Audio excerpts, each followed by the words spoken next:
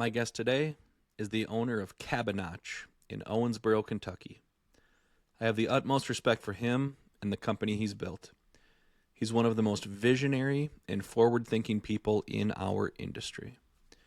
We talk about the early beginnings of Cabinotch and how it's grown to become one of the industry leaders in component manufacturing to help small cabinet shops put out more work or, more simply, to get back their time.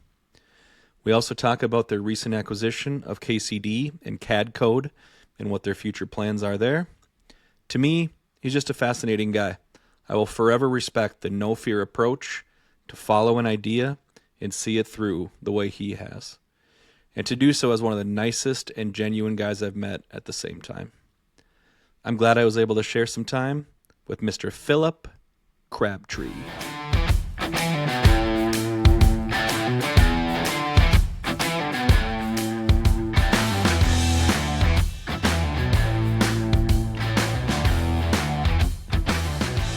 Phillip, thanks for being here. I'm really excited about this one. We've had a few chats in the past, and not to sound like a fanboy, but I'm a huge fan of you, what you've built, the vision, and so thanks for being here. Let's start with the origin. You've got quite the background and quite the history up to this point. I'd love to hear it. Sure. Yeah. So I was born like a lot of my peers, like a lot of our peers in the custom cabinet business. I've got pictures when I was 2, 3 years old, vacuuming the cabinet out in my dad's wood shop. Early on, had a love for working with my hands, and my dad was he's still my biggest fan, my best pal. I think a lot of us probably share that same kind of some kind of story, but. Anyway, so raised me up right. There was no gray area with my dad. It was either black or white. So I was really fortunate to be raised by a man that pushed me like that. He told me what the value of a dollar was early on. I got to learn that myself. And we we didn't have a Saturday. I never got to watch Saturday morning cartoons. Back then, that's when we watched cartoons on Saturday. Yeah. We were always working the shop. So, but Sundays were special. They were set aside. That's the Lord's Day, and we didn't ever work on Sundays. So that I got to see my dad's character and his fabric of who he was my whole life. So, and still do. Still witnessing that today. Yeah, he'll be 75 this year, and the hardest working man I know. So he's out there working for mom in the flower beds right now. So That's that's awesome. what he's doing. So yeah, so being raised in that was a huge benefit for me. It was a really blessing to have that role model still in my life. Anyways, fast forward through high school, worked in the shop, and I figured out that I could build a vanity and make $200-300 on a weekend when my buddies were out partying. So I loved working. I love making things with my hands. Always have. Went to college, started laying laminate flooring, and noticed that the laminate flooring, they were pieces of wood, basically, the substrate, and they all clicked together just perfect over and over and over. And I got to thinking, wow, in our cabinet shop, we've got 30 people behind a table saw cutting up parts every day. And this is crazy to me that where there's no systems out there for that. So, came back, graduated college, came back to my dad's cabinet shop. Dad literally stepped out of the office, said, here's 60 different kitchens that are in process. Figure it out. You got to make your own mistakes. So, boy, and did I make some good ones. Oh, I'm sure. Yeah. So anyway, yeah. So stepping into the cabinet shop, really drinking from a fire hose right off the bat with my dad. And, but I always had this idea that there's got to be a better way to do this. Spending all this time, really the yield on the plywood, even, we didn't have any kind of nesting software or even kind of cut sheet software. We just literally took a drawing out to the craftsman and they cut it up on the plywood on the table saw. Yeah. Or the panel saw. What year time frame was this roughly when this? Yeah. So I graduated the University of Kentucky in 2000. Okay. I remember in the year that I graduated was the first year I went to the IWF show. I got to see our good buddy Bobo Buckley for the first time. He had a little microphone on it. He was just talking about systems, and was very intrigued. That's the first time I've heard him. I bet that was eye opening. For sure. Yeah. I Yeah. remember sitting back there. Dad was like, let's go look at the equipment. And I was like, Lou, this dude's got something to talk about. I'm listening. So anyway, so worked with my dad for 4 years after college. So in 2004, and we finally bought the first piece of equipment, the first Northwood router, and has totally changed my eyes about how processing goes, how important systems are in a shop. Whether you have a router or not, systems are super important to have and to Hmm. follow. Um, so anyway, so we bought that router. The cool part is, my dad took a huge leap of faith.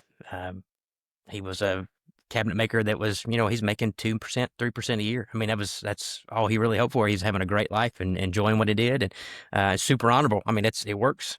Um, so had a shop to take over because of that. So, but not that I was greedy, but I just wasn't satisfied with that. I knew there was more savings to be had, and more earnings to be made, and more opportunities for us to bring on more employees. Hmm. And anyways, all that comes with that. Oh yeah, It was and provide exciting to value me. to other people. Absolutely. Sure, Hmm. sure. So, anyways, we bought our first machine, put it in place, and actually had a gentleman, probably one of the smartest men that I know. His name is John Dickens, and he does a lot of integration with all kinds of softwares. He sells a Northwood router. That's how I got to meet John to start with. Okay. So one of my best friends, super intelligent individual. So, um, anyways, got to meet with him, and I was showing him what I wanted this router to do, and had all this idea in my mind. And he looked at me like, "Kid, slow down." Yeah. I was wound pretty tight. Yeah. Yeah. Anyways, so John and I worked for a couple months here, and it was February of 2005. We took the very first Cabinotch cabinet off our router. And you talking about change, Nick. We took those 30 men that were craftsmen, and we were able to put them in such key positions all over our shop. But guess what? The panel processing was now all on me, and it was a push of a button, and it was out on the machine.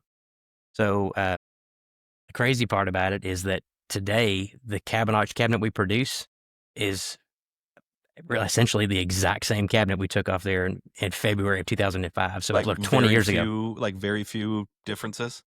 Very few base differences. Yeah, we've Yeah. added so many other things to it, Sure. like Of our full course. access or frameless line and Yeah. all of that comes with that. Well, let me ask you right there, like when you were figuring that out back in 2005, how long, like, what was that process like until it worked the way you had envisioned? Yeah. So at that point, we kind of rewind a little bit more to the backstory. I was 10 years old. My dad pulled me out of school and set me down in front of the trainers with cabinet vision. So I was 10 Wow. years old, and dad was like, "You need to learn this software." And At 10? Oh yeah, man. yeah. I wanted to go watch Scooby Doo, but he wanted Right. me. Nope, cabinet vision. Yeah, yeah. So, anyways, with all the tools, actually, I think Chris on your first podcast, he Yeah. talked about this serial port that went on the side of the computer. Yep, I know Mm-hmm. exactly what that was. We Yep. had one. So, anyway, so yeah, so that's kind of how it started in cabinet vision, and having to build all the IntelliJoints and all that stuff. It took such a long time to build that system out. Mm-hmm. Um, Knowing what I wanted it to do and getting it there, I really believe, Nick, that's probably some of the bigger challenges still that our shops today have. 20 years later, they have an idea what they want it to do, but they can't get the machine to do what they want. So they get frustrated, and what they do, they go back to the table saw and back to their panel router, and Yep. that's just what they do because they know it and it's easier. So, Absolutely. Mm-hmm. um, and I think if you want to kind of drive down about what my passions are coming out of this whole entire system that we've developed, is looking around. I mean, we've got customers all over the country that use Cabinotch, but their frustrations, a lot of them have CNCs, but they say, "Oh, that's actually my assembly table now." I'm like, so we want to try to help them be better at what they do. Mm-hmm. So I think my passion that comes out of that is knowing that we want to be able to help everybody. So in the cabinet business, we want the custom cabinet guys to succeed, because I was in that same situation. And when I graduated college in 2000, I didn't know how to make my business run more efficiently and Mm-hmm. have more profit. And I wanted to grow it, and I was just keyed on wanting to grow it. So, that's why we're doing everything we're doing with Cabinotch, to give people an opportunity when they're really, really busy. I think not to quote Chris again, but he said he made it with a phone call. Yeah. He made his product I'll, instead of just going out and making it in the shop. I love that comment. Said yep. I made it with a phone That call. was my favorite Yeah. comment too. We make our drawer Yep. boxes with a phone call. Yep. Exactly. Yeah. Yeah. So, and that's what we do here. So if they want to, if they're busy and they need drawer boxes or they need cabinet boxes, we can build a cabinet that's solid for them, and we ship it in 5 to 7 business days. Mm-hmm. Um, and it saves them time and money. So Yeah. anyways, it allows them to plan better. There's so many benefits for outsourcing, Yep. and we don't have to go into all those right now. But Well, that's actually a question I'm going to ask you later about that and your kind of power of scale and how it can help people. But sure. yeah. Yep. What so after you've got that figured out and you totally kind of changed your own shop, how'd you get into Cabinotch? Well, what was the vision there? Okay. So I looked around and saw that. I mean, I even used the term changing the way cabinets are made. That was our logo when we first started Nice. Cabinotch, Yeah. and because it really did it. I mean, it changed the way our shop worked, and uh, no longer will you look out there and there's 6 guys standing waiting for one table saw. It doesn't happen anymore. So all the parts are cut. They're right. They're at the bench. They're all together. They're there. You're not having to go shave a 16th off of this or notch this out. It's completely machined. So uh, it shook up our entire shop, and so much so, I think this was the big thing to me is that it would take us start to finish. It'd probably take 2 guys. I don't know, 5 to 6 hours to cut all the parts out for a small job. And that was 2 of your craftsmen that were stuck there. Now the Cabinotch box shows up, and guess what? It's all done, and I can assemble it in like 2 hours, like that whole job. So, with really the combination of the assembly method and the cutting of the parts that are done correctly. So anyway, so yeah, so that changed everything in the plant. So that was eye opening to me. And then what drove you to actually start Cabinotch outsourcing for others as the main Got it. focus? Okay. So in 2007, we were now 3 years into cutting, or 2.5 years into cutting our parts here in the shop on a router. We took a job. It's a blessing of a job with the Electrolux Corporation, Okay. and we used our system, which today is called Cabinotch, but we used our system and made high-end custom vignettes for the Electrolux company. And we put all of them flat stack in a box. And at that time, it had like acanthus leaf applied moldings and reeded columns and all the fancy stuff you add onto things. Mm-hmm. It had all that stuff in it together at a very high-end custom look.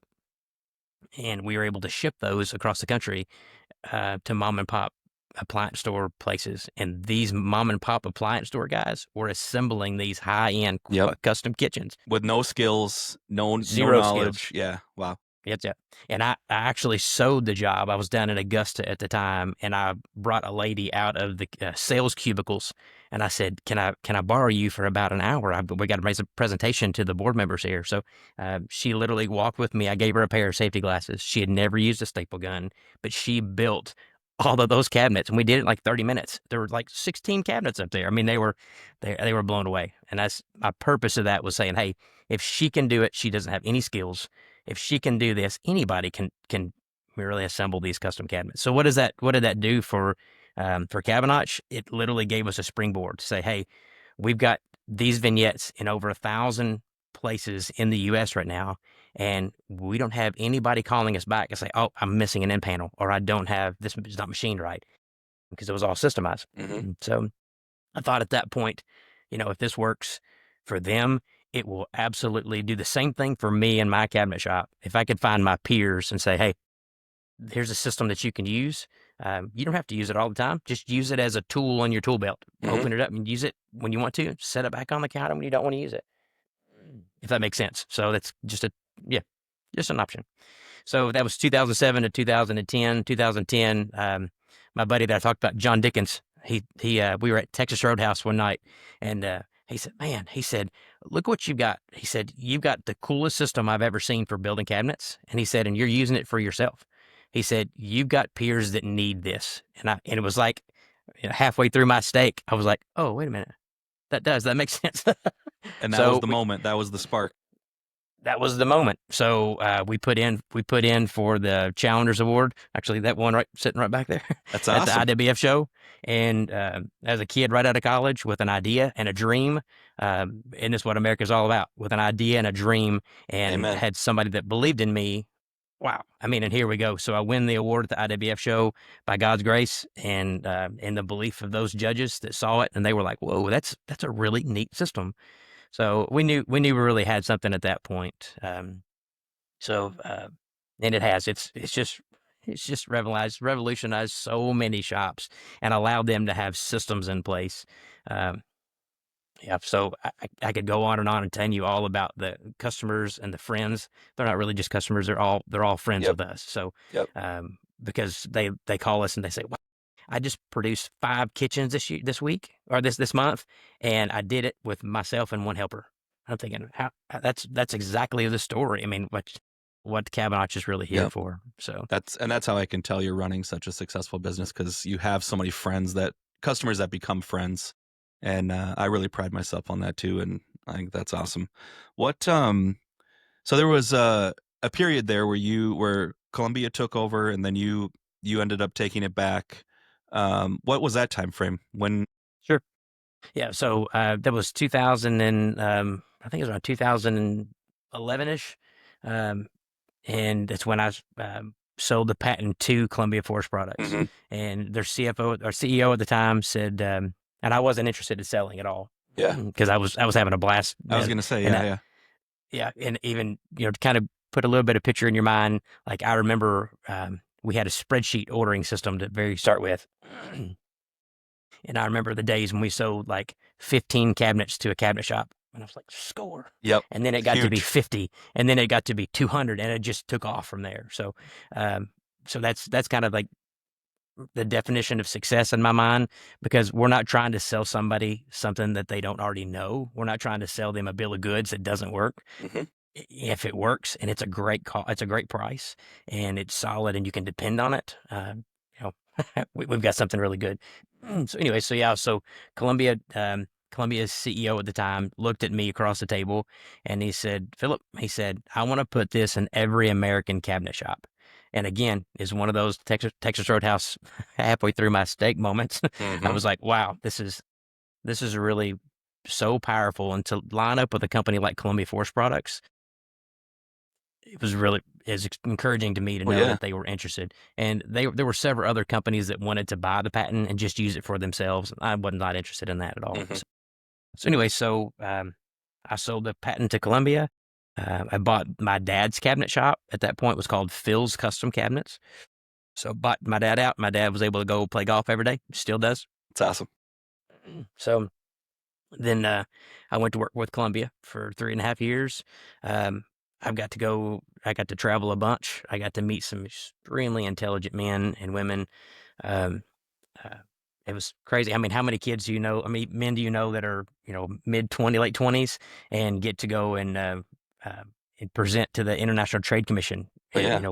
I mean, I got to stand and represent all of the custom cabinet industry, talking about, trades and tariffs and Amazing. anti-dumping laws. And I got to do that because of my relationship with Columbia Forest Products. So, a lot of men there poured into me and still today. So I've got friends that I've met and have encouraged me along my journey since then. So anyway, so how all that panned out is I took a step out and in 2015, and I had an idea about making a hidden fastener called Fasten Link, and I told Columbia, I said, "Hey, I said I got too many things to do. I got all these ideas. I want to go do them." So anyway, so I stepped out of Columbia and started Fasten Link, and that was a really cool venture. Still selling the connectors today. Um, so they poured a lot of money and effort and marketing into the product and opened up a West Coast distributorship where they manufactured out there on the West Okay. Coast. Yep. Um, things got kind of tight. They closed it down and moved it back, changed the CEOs. I had the opportunity to come back to Columbia. And I said, "Hey," I said, I got a better idea. Let me just buy it back and let me just run with this thing. And um, they told me no to start with. And Okay. Yeah. but anyways, long story in, we were able to acquire And the what year was that? Cabinotch back. That was in 2020. Okay. So it was January of 2020, and borrowed more money we've ever borrowed in our entire life, I and bet. bought it back. I bet. And my my wife looked at me over the dinner table and she said, "What if the world shuts down and we can't make our payments for this much money?" And I said, I, "It'll never happen." yeah, that's quite the foreshadowing. That's It was. She is one intelligent lady. My wife is. Yeah. So she had some vision. I said, "Oh, it'll never happen." Yeah. So, but luckily Columbia kept us in plywood, and we were able to continue to cut, and customers literally came out of the woodwork because they couldn't get plywood. And then when they couldn't get the plywood, we were a solid source for them, hmm and we had so many customers come on. As a matter of fact, we more than doubled our business through Wow. the COVID years During that time. uh, Wow. during that time. And I attribute that to one simple thing: people don't usually change what they do until there's something happens where they have to change, whether hmm there's maybe a crisis or a shortage or something. So a lot of our guys that we have now, a lot of our shops that we have now, found us through COVID. And once they couldn't get plywood, they said, well, this company's got plywood. We can try them out. Once they tried it, they were like, wow, I just now produced twice as many jobs this month as I did, and I didn't hire anybody. And the quality of what I'm producing is at or better what I was producing. So why would hmm I do it any different? So Yep. I And think now that they the can get one plywood, they still don't go back, right? they don't go back because Yeah. they've tried it. So that's what we tell everybody. Say, hey, outsourcing is not for everybody. But I tell you what, if you want to expand your business and really see the power of outsourcing, my dad always told me, he said, you let everybody do what they do well, and it'll all come out in the wash. Everybody wins. And I think what we do really, really well is understand the cabinet boxes, and with our patented systems, our assembly systems, I didn't build those systems to try to sell them to somebody. I built them for myself. I want it to be as fast and as strong and as efficient as I possibly can make it.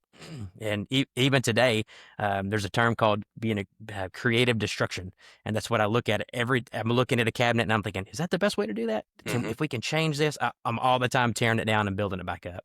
And it's not just me; it's my entire team does the same thing. They all have seen the way I work, and they do it, and they rock it. Yeah, So that's awesome.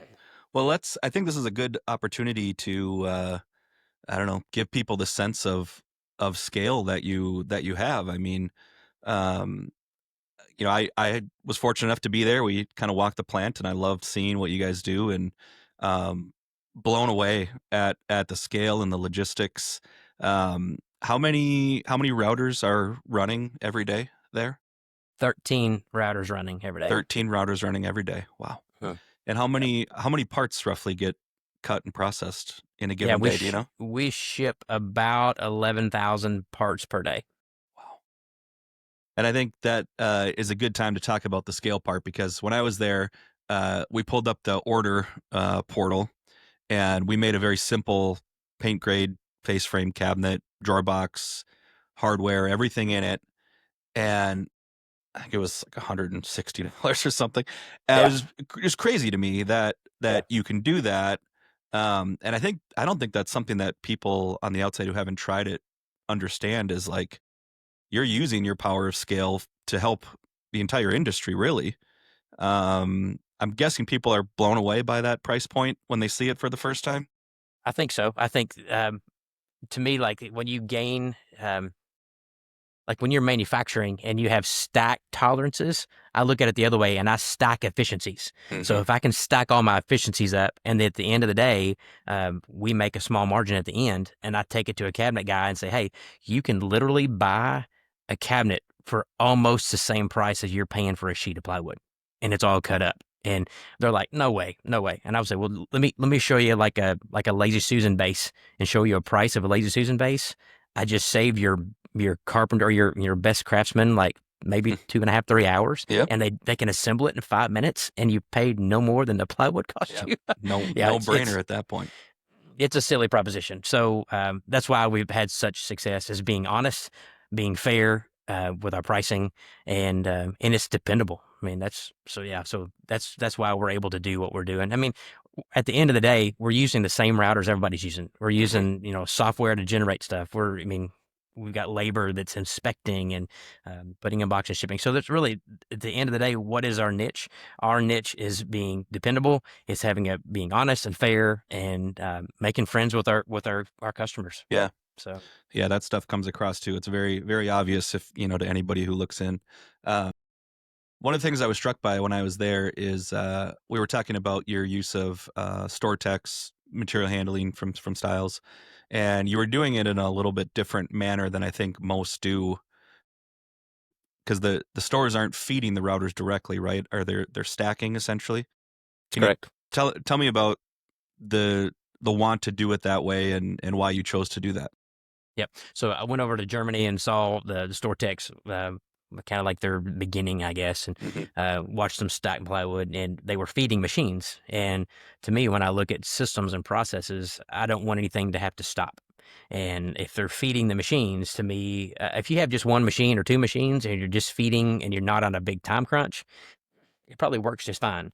But for us, when we're processing, 40, 50 kitchens a day, we don't have, I don't want to, I can't wait. If that store tech were to go down, it's not feeding any of my machines. Hmm. And then at that point, I've got all of my employees not having anything to do. So yeah, so we have it make stacks of like rainbow stacks or chaotic stacks, what they call them. And then from there, we put them on all the feed through machines. I see. So you So forklift them over once they're correct. stacked, and Yep. are they pre-labeled too? So yeah, it pre-labels every piece. So Wow, yep, that's cool. yep, Um, and the other thing that really struck me is how you make sure that all your shipments are complete and go out with yeah. every single part. Because I can imagine at 11,000 parts a day, that's not an easy task. And I remember Hmm. you telling me a story about shipping companies and all this stuff. Can you tell that story Oh and yeah, how you? yeah. So Yeah. So they all of our parts with 11,000 a day. You can imagine we still have employees, and they're just a lot of them are like me, kind of maybe their brain is somewhere else while they're working. Hmm. So Oh he's yeah. always thinking about something. Yeah. So you have to try to get all those boxes in the right thing. We've tried so many different logistical fixes for that, with scanning and with lights and with all kinds of stuff. And we had a company I reached out to, and I saw the RFID tags, and I thought, wow, those radio frequency tags, if we could put them on every one, wow, they weren't cheap, but it would ensure that when Nic Frost orders, 30 cabinet boxes that have 8 to 9 pieces per box, it Hmm. ensures that you get every part in there. So yeah, so we scan them through a scanning system, and actually the RFID companies, we had two we looked at, and they both told me, no, it won't work. You got too many parts or too. And I said, just send me the stuff. And we gave it to my COO, Jad Campbell, and I said, this is really what we wanted to have happen. Let's make this happen. So he put his boots on and got in there deep with it, and we figured out how to do it, and it works seamlessly right now. So And so, yeah, when that and basically the way it works is like there's kind of like this force field, if you will. And if yep. at an assembly station or a packing station, Mhm. and once all the parts are kind of in this zone, they know it and they can check it Yep. off and ship it. Wow. I hearing you say that, like, when people tell you stuff won't work or it's not meant to do that or this, I love that you just don't accept that, and Yeah. I just figure it out anyways. Yeah. Yeah. Yeah. I think that's one of the biggest motivators of people, to tell them no, you can't do Right. it. Oh So yeah, me too. That yeah, fires me up too. no doubt. Um, what? All right. So as you ultimately grew Cabinotch and you add more machines and people, let's talk about ROI. How you view machinery purchases, because obviously you've done it almost more than anyone who's ever going to listen to this, and so um, how does that go internally? How do you decide to buy machines, add space? I mean, you have a new building now. Like, Hmm. how does that go? Yep. I think that there was also a super intelligent man named Ned Brown, who owns CAD Code. CAD code. Yep. He sent me a book one time. It's called The Theory of Constraints. Uh, Learning that, and listening to some of the other, like, the latest things are like the traction books. Listen about bottlenecks and putting all the theory and constraint into play, to figure out, when the critical moment is to buy a piece of machinery, or when to add another employee, or when to have more space. Those are such individual decisions that had to be based upon the data. And to me, I know if we can't get enough throughput out, we got to find out what our constraint is. And luckily, we've been most of the time it has been router time. So to me, if we've got the capacity or have the sales, have the numbers, and you need another router, we've got to have a router. So for our manufacturing, for the custom cabinet guys, I mean, I would tell most of the guys um, that I love my CNC routers. There's so many things that it does for me, it opens up for me. Um, but I think that still the power of, if I were to go into business today, I would buy a small CNC router and I would not invest in all the other equipment, and I would outsource all my jobs to Cabinotch because they show up in 7 to 10 business days and all this stuff's there. So I'd still make my custom stuff with the router, and then whether we're making it one piece MDF doors or whatever else it would do for me. But does it make sense to buy a router just to make cabinet parts? And all I can say is, look at the Cabinotch system first. I don't think it's wise to invest all of that and invest all of the labor into that when the system's already been done. So, you're not going to go out, and if you're going to start building cars, you're not going to build every part of that car from the ground up. I mean, It's just as simple. So if you can make it with a phone call, says Chris. So. Yeah. I actually just talked to Bobo too, and extreme outsourcing and just outsourcing in general was a big topic. And I don't know why it seems to be such a hot button issue amongst some, but it just you're right. I mean, whether that plywood got cut by the shop owner or cut by you guys, it's still a good product at the end of the day. It doesn't really matter where it comes from. But all right, let's pivot a little bit. Primarily what you do is face frame cabinetry, right? Still the majority? Still the majority. Mm-hmm. You developed frameless or full access line, what, 6-7 years ago now? 5 years ago? Mm-hmm. How has that gone? What percentage of your business is frameless or full access now? And do you see that changing? What's the trend with that? Yeah, so I think it's about 33%, 34% of what our total sales are. It's a really slick system. It's I think the face frame guys stand back a little bit at like, oh, it's so different, so hard to install. It isn't. It's a different install, but to not have to finish a frame, to get it already banded, you just assemble that thing as soon as it gets there, and you're ready to pretty much to go to the install. That's where the power of the full access is. Absolutely. I love the system. Of course, I was raised in a face frame cabinet shop, so that's how we came up with Cabinotch and why. So, I was so grateful that we have that solution for the guys too. So, and if you don't know about it, I mean, it's not going to cost you anything. Order a set, and figure it out. You're not having to invest in equipment to do it. So, let us be your edge bander. Let us be your processor. So. Especially in that style, right, where edge banders are expensive, and it's hard. It's hard to be a small shop in frameless right out of the gate. What do you see that line growing over time from 33% to more of the business? For sure. Yeah, we just with the expansion we put in, we put 2 ridiculously big banders. I mean, one of them is like the size of the Titanic. I feels like. Nice. But yeah, and the quality of the banding that we're producing we're doing a slab door now, so we include the slab door.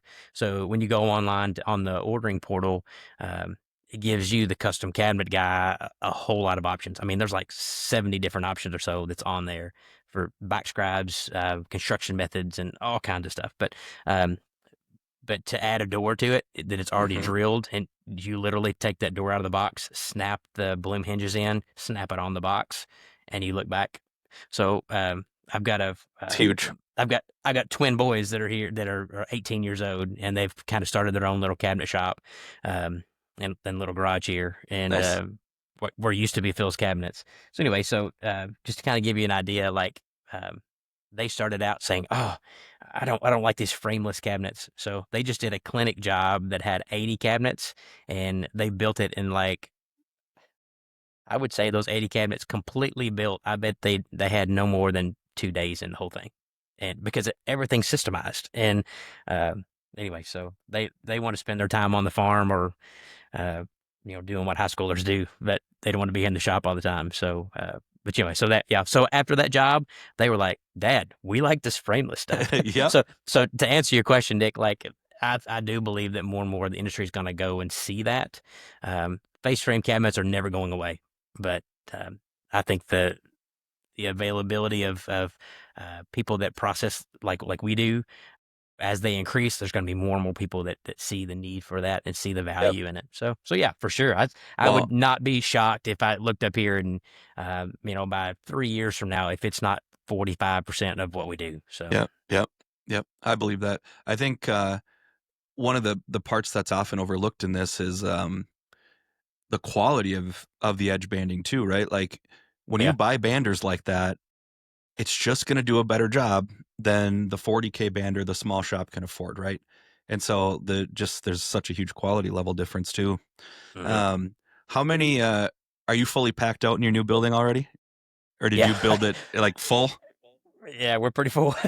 Yeah, we've got another building in the front of that's 80,000 square feet that we can add on, I see. we've not pulled that trigger on that quite yet. Um, we're I think that the end of this year, I think we're going to see a pickup in home building. Hmm. I think that's what the industry's kind of all pushing for and hoping for, and of course, if I say it out loud, it's probably going to happen, right? That's why we That's keep right. saying it. Yep. I'll keep So repeating yeah, it. but yeah, our new building is pretty full. All the machines are running every day. So right now, I mean, we've got a goal that keeps 5 to 7 business days is what our ship time is. Hmm. Whether you order one cabinet or 300 cabinets, it's 5 to 7 business days. Yep. And is that And the guiding metric for when you add routers? Like if that sure starts to is. become in jeopardy? Yep. If it hit a trigger point, if we have multiple days in a month that's over that 7 days time, we got to start looking at capacity. I see. And we can do that by changing a little bit of shift hours to get some more hours on the machines. Hmm. But yeah, so right now we've got enough space right now for 3 more routers on the plant floor. Okay. Because anything you build a building and it's never big enough because you can Right. fill it up with everything. So Of course. we do have enough room for 3 more routers, and Before you would have to go into the next that's correct. Yeah, 80,000 square feet. I yeah, see. that's right. One more full access question for you. Mhm, You ultimately made the decision to use Lamello Tenso as the mhm. fastener, right? Yes. Tell me about that decision. What made you go with that? Did you try others? Why was that the winner ultimately? Gotcha. Yeah. So there's other awesome systems that are out there. You've got multiple other hidden fasteners. Hmm. So to me, looking at it, the most of our custom cabinet shops, they don't have a case clamp. So with that system, you can still assemble everything and then go and put your screws in, so it holds everything for you. So that was really the simplest thing for us to do. And when actually Columbia was actually the ones that and all their guys, Cadman Campbell was real big with that. Who's now the president of KCD Yep. Software, but he was really big. Shout out Yeah, Cadman. Yep. there you go. So he was very instrumental in building all of that. So but yeah, so just because the guys didn't have case clamps, and it's Hmm. just a simple system. So So it was really uh, about the customer experience on the other end, the just oh, ease of assembly, and yep, I see. that's right. And there's still other options. I mean, we still do a bore and dial cabinet. They can get Okay. that put together. There's multiple construction methods that we have on the full access that people can choose when they put their order in on the order Oh, I portal. see. Is the Tenso option the most common? For sure. Yep. Yep, by Yep. far. Okay. By far. And we've got a melamine full access and then a plywood full access. Okay. Like 85% of what we do is still plywood. So that really shows you we're still selling the full access to high end custom cabinet guys. I see. Yep. And this is this is not a leg leveler system, right? This is to the floor, or do Again, you do leg levelers? we do. So I see. we give the guy that is building it, we give him again like 70 or 80 options. And one of I those gotcha. is do you want the Canmar legs with the toe on the front, or do you want an integrated toe or no toe at all? So you can I build your own gotcha. toe So box. all those options are on the table. Sure. Yep. Nice. Yep. And so how do people order from Cabinotch? Obviously, tell us a little bit about the KCD connection, and then sounds like a separate order portal too, right? It is. Yep. So with again, I was raised a cabinet vision guy, so that's why I was raised my whole life, and been able to, if I wanted a hole in the side of the cabinet, I could draw a hole. Or I could do all kinds of things shaping the cabinet. Um, But at the end of the day, 99% of the cabinets that we do as custom cabinet guys are standard, straight out of the SKU, standard They're boxes. they're just a box. Yeah, we could talk about that Just a for a half box. an hour. Yep. Sure. Yep. So because of that, we've got to meet John and Leslie Murphy, and you talking about powerhouses in the industry. They have a very similar story of a cabinet shop that had a need to have some software. So what did John and Leslie do? They went and built it. That's I think it's 4 decades ago that they did that. So super intelligent people, sweet folks. Anyway, so we partnered up with them in 2014 and started looking at the strength and the simplicity of what KCD offers. You can learn it in an afternoon. So anyway, so we built our catalogs all inside of KCD. So today you can do really multiple different options to get an order to Cabinotch. One of them is that KCD. If you have it, you can draw in that software. You literally say file, get a quote. It generates a quote inside of our Cabinotch site. I see. And that's the fastest way to do it. Yep. So, and it's to the 1,007 inch width, height, depth. You can, anything that stays within a 4x8 sheet, we can build it here. And is that the way most of your orders come in? Is it primarily KCD driven? Primarily KCD driven. Yep. Yeah. Yep.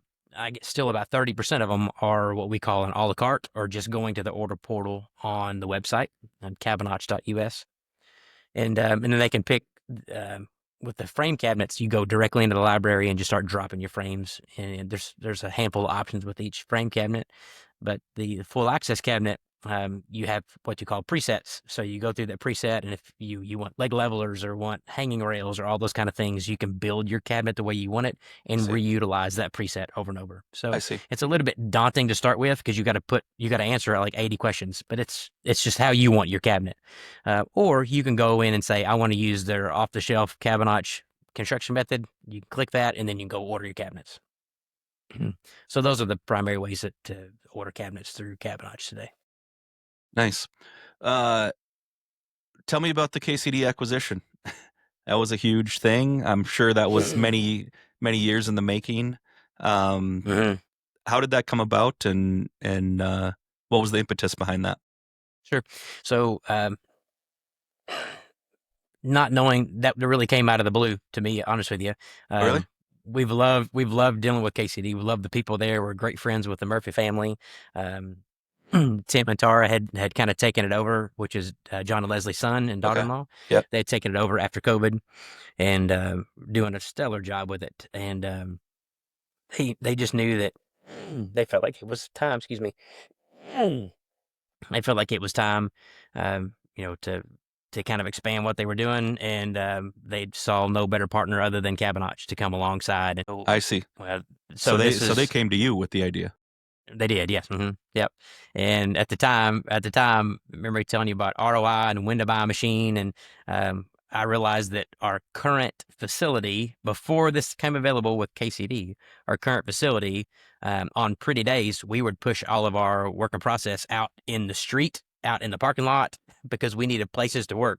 So anyways, I prayed about it, and wife and I decided to go ahead and build that additional building. So to me, that was like a marathon for my career, my business, to be able to build a really nice facility and put that equipment in it. We had already started the facility. We had bought the equipment. It was all coming in. And then I get a call from the Murphy family. Say, oh, we'd like to sell it to you. And I was like, oh, Lordy be. So luckily, we had some bankers that believed in us enough to let us borrow the money to acquire the KCD system as well. Wow. On top of building our building. So anyway, so that's how that kind of worked.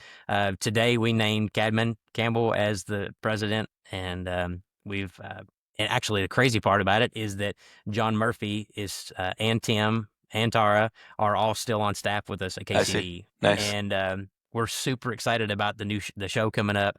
We're going to release version 25 of KCD, and it has so many neat features in it. So there's so many more to come. But we've got a whole lot that are coming up. So all the KCD users, actually nobody really knows that's coming available. So here we go. We're announcing it on the Cabinet Podcast with Nic Frost. That's awesome.